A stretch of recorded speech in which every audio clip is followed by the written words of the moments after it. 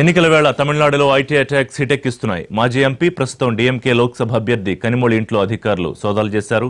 కనిమొళికి చెందిన తూత్తుకుడి, చెన్నై కార్యాలయాల్లో ఐటీ అధికారులు సోదాలు చేసి పలు పత్రాలు స్వాధీనం చేసుకున్నారు. 10 మంది అధికారుల బృందం వేర్వేరు ప్రాంతాల్లో తనిఖీలు చేపట్టింది. ప్రస్తుతం తూత్తుకుడి లోక్సభ అభ్యర్థిగా కనిమొళి పోటీ చేస్తున్నారు. డీఎంకేను మానసికంగా దెబ్బతీయడానికి కుట్రలు జరుగుతున్నాయని ఆరోపించారు స్టాలిన్. ఐటీ దాడుల వెనుక మోడీ హస్తం ఉందని ఆరోపించారు ఆయన. మరోవైపు ఐటీ దాడుల సమాచారం అందుకున్న డీఎంకే కార్యకర్తలు కనిమొళి నివాసానికి పెద్ద సంఖ్యలో చేరుకుంటున్నారు. బీజేపీ మోడీకి వ్యతిరేకంగా నినాదాలు చేస్తున్నారు. దీంతో అక్కడ పరిస్థితి ఉద్రిక్తంగా ఉంది.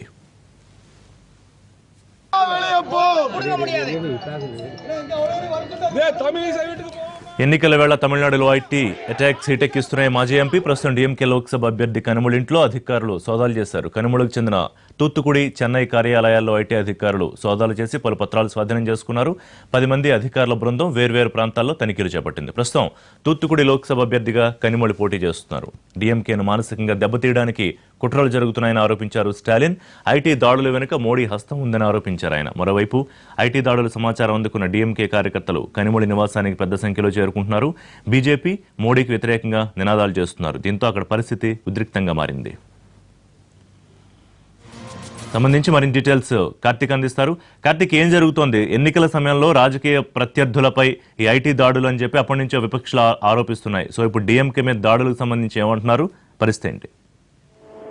ఖచ్చితంగా ఋషి, గత వారం రోజులుగా కూడా ఐటీ అధికారులతో పాటు ఇటు ఎన్నికలకు సంబంధించి ఫ్లయింగ్ స్క్వాడ్ అధికారులు కూడా పెద్ద ఎత్తున తమిళనాడు రాష్ట్ర వ్యాప్తంగా కూడా దాడులు అనేది కొనసాగిస్తున్నారు. ఎక్కడ ఏ సమాచారం వచ్చినా సరే తాము వదలబోమని చెప్పి ముందు నుంచే స్పష్టం చేసినప్పటికీ అది కేవలం ప్రతిపక్షాలనే టార్గెట్ గా చేసుకుని మరి ఈ దాడులు కొనసాగుతున్నాయంటూ కూడా ప్రతిపక్ష పార్టీలన్నీ కూడా తీవ్ర ఆగ్రహాన్ని వ్యక్తం చేస్తున్నాయి. తాజాగా ఉదయం ఏఐడీఎంకేకి సంబంధించినటువంటి కొద్దిమంది నేతల ఇంట్లో దాడులు కొనసాగా ఈ రోజు రాత్రి అర్ధరాత్రి సమయం నుంచి కూడా పెద్ద ఎత్తున పూర్తి స్థాయిలో తూత్తుకుడి డీఎంకే అభ్యర్థిగా ఉన్నటువంటి కనిమొళి నివాసంలో ఐటీ దాడులు అనేది కొనసాగుతుంది. దాదాపు 10 మంది ఐటీ అధికారుల బృందంతో పాటు ఎన్నికల స్క్వాడ్ కూడా ఇద్దరు కలిసి ఈ సోదాల మొత్తాన్ని కూడా చేస్తున్నారని చెప్పుకోవాలి. అయితే ఇప్పటి వరకు కూడా ఏదైతే ఒక ఖచ్చితమైనటువంటి సమాచారం ఉంది, లోపల నగదు పంపిణీకి సంబంధించి తమ వద్ద కీలకమైనటువంటి సమాచారం ఉంది. ఆ నేపథ్యంలోనే తాము తనిఖీలు చేస్తున్నామంటూ కూడా అధికారులు చెప్తున్నప్పటికీ దీనిపైన మాత్రం డీఎంకే మాత్రం తీవ్ర స్థాయిలో తమ ఆగ్రహ వ్యక్తాలను వ్యక్తం చేస్తూ చెప్పారు. కార్తిక్, 1 మినిట్ హోల్డ్ లో ఉండండి. దాడులకు సంబంధించి డీఎంకే అధినేత స్టాలిన్ మాట్లాడారా? ఏమన్నారో ఒకసారి చూద్దాం, మళ్ళీ నేను మీతో మాట్లాడతా. நீங்க ஊடகத்துறையை சேர்ந்தவங்க தானே? எங்கெங்க எந்தெந்த தொகுதியில் 2000 ரூபா கொடுத்துருக்குறாங்க, எந்தெந்த தொகுதி 500 ரூபா கொடுத்துருக்காங்கிறது உங்களுக்கு தெரியும். அதெல்லாம் நீங்கள் வெளியில் சொல்ல மாட்டீங்க. அது உங்கள் ஜனநாயகம், பரவாயில்ல. ஆனால் ஜனநாயக படுகொலை நடந்திருக்கு. இதே ஓபிஎஸ் துணை முதலமைச்சர் இருக்கார்ல, அவருடைய பையன் தேனியில் நிற்கிறாரு. அங்கே 1000 ரூபா நோட்டை கொடுக்குறாங்கன்னு சொல்லி ஆதாரத்தோட வீடியோவே வெளியில் வந்திருக்கு. இது வரைக்கும் எந்த ஆக்ஷன் எடுக்கலை. அப்புறம் அமைச்சராக இருக்கக்கூடிய வேலுமணியினுடைய பினாமியாக இருக்கக்கூடிய பெரிய கான்ட்ராக்டர் சபேசன், அவர் வீட்டில் பெரிய ரைடு நடந்திருக்கு. அந்த ரைடை பற்றி இது வரைக்கும் ஒரு செய்தி வரல. ஆக வேண்டுமென்றே திட்டமிட்டு திமுக மீது ஒரு களங்கம் சொல்வதற்காக மோடி அவர்கள் தேர்தல் ஆணையத்தை பயன்படுத்துகிறாருங்கிறது வெளிப்படையாக தெரியுது. இப்போ கூட ஒரு 10 நிமிஷத்தினுடைய செய்தி, தூத்துக்குடியில் திமுக வேட்பாளர் அன்னைக்குடைய கனிமொழி வீட்டில் அங்கே ரைடு நடந்துகிட்ருக்கேன்னு. யார் கொடுத்த புகாரும் தெரில. நான் உங்கள் ஊடகத்து மூலமாக பகிரங்கமாக ஒரு குற்றச்சாட்டை சொல்கிறேன். தமிழிசை சவுந்தரராஜன் அவங்க தூத்துக்குடியில் வேட்பாளர், பிஜேபி வேட்பாளர், அவங்க வீட்டில் கோடி கோடியாக பணம் வச்சுருக்கிறாங்க. ஏன் அங்கே போய் ரைடு பண்ண மாட்டேங்கிறாங்க? இதுதான் என்னுடைய கேள்வி. தான் சொல்கிறேனே, மோடி எல்லா அமலாக்கத்துறை, சிபிஐ, ஐடி, அடுத்தது நீதிமன்றம், இப்போ தேர்தல் கமிஷன் எல்லாத்தையும் கூட்டு வச்சுக்கிட்டு எப்படியாவது இந்த தேர்தலை குலைக்கணும்னு திட்டமிட்டு இருக்கிறார். அதுதான் அதிமுக தோல்வி பயம். இதெல்லாம் ஊடகத்துறையில் இருக்கிறவங்க நீங்க கொஞ்சம் வெளிப்படுத்துங்க. அதுதான் என்னுடைய கோரிக்கை. ஆமாம், தொடர்ந்து செய்கிறாங்க. தொடர்ந்து 2-3 நாள் நடந்துகிட்டு இருக்கு. நாங்கள் முறையாக தேர்தல் கமிஷனை ரிப்போர்ட் பண்ணுறோம்.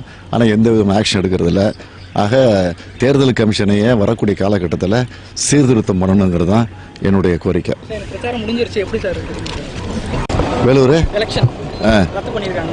நீங்கள் ஊடகத்துறையை சேர்ந்தவங்க தானே? எங்கெங்கே எந்தெந்த தொகுதியில் 2000 ரூபா கொடுத்துருக்குறாங்க, எந்தெந்த தொகுதியில் 500 ரூபா கொடுத்துருக்காங்கிறது உங்களுக்கு தெரியும். அதெல்லாம் வந்து நீங்கள் வெளியில் சொல்ல மாட்டீங்க. அது உங்கள் ஜனநாயகம், பரவாயில்ல. ஆனால் ஜனநாயக படுகொலை நடந்திருக்கு. இதே ஓபிஎஸ் துணை முதலமைச்சர் இருக்கார்ல, அவருடைய பையன் வந்து தேனியில் நிற்கிறாரு. அங்கே வந்து 1000 ரூபா நோட்டை கொடுக்குறாங்கன்னு சொல்லி ஆதாரத்தோட வீடியோவே வெளியில் வந்திருக்கு. இது வரைக்கும் எந்த ஆக்ஷன் எடுக்கலை. அப்புறம் அமைச்சராக இருக்கக்கூடிய வேலுமணியினுடைய பினாமியாக இருக்கக்கூடிய பெரிய கான்ட்ராக்டர் சபேசன், அவர் வீட்டில் பெரிய ரைடு நடந்திருக்கு.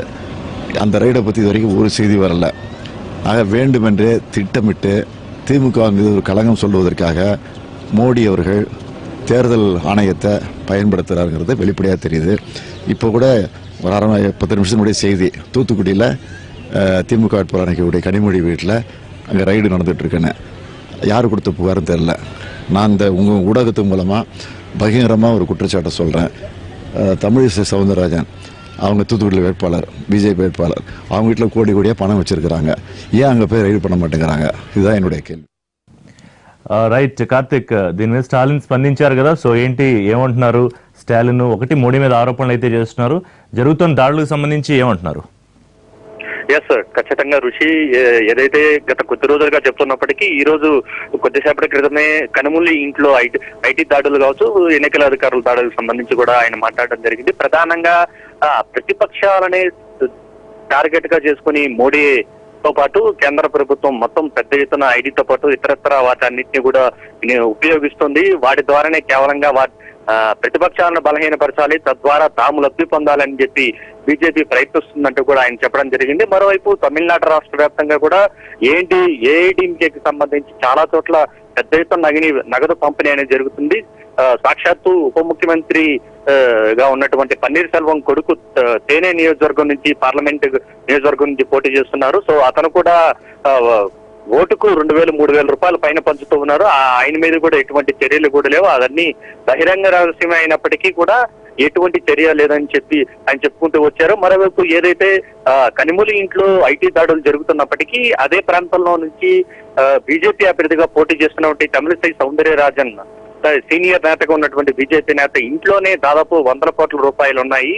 సో అక్కడ మాత్రం రైడింగ్ చేయరు, కానీ ప్రతిపక్షాల మీద మాత్రం రైడింగ్ చేస్తూ ఉంటారు. ఇదేనా వారి లక్ష్యం అంటూ కూడా ఆయన పెద్ద ఎత్తున ఆగ్రహాన్ని వ్యక్తం చేస్తారు. ఖచ్చితంగా ఎలక్షన్ కమిషన్ మీద తాము తీవ్ర అసంతృప్తితో ఉన్నామంటూ కూడా ఆయన చెప్పడం కూడా జరిగింది. అయితే ఈ రోజు ఉదయం పర్యటనలో భాగంగా ఆంధ్రప్రదేశ్ ముఖ్యమంత్రి చంద్రబాబు నాయుడు తమిళనాట పర్యటన చేసిన సమయంలో కూడా ఇదే ప్రశ్న అనేది విలేకరులు అడిగిన సమయంలో కూడా ఇద్దరు కూడా ఒకే మాట చెప్పడం జరిగింది.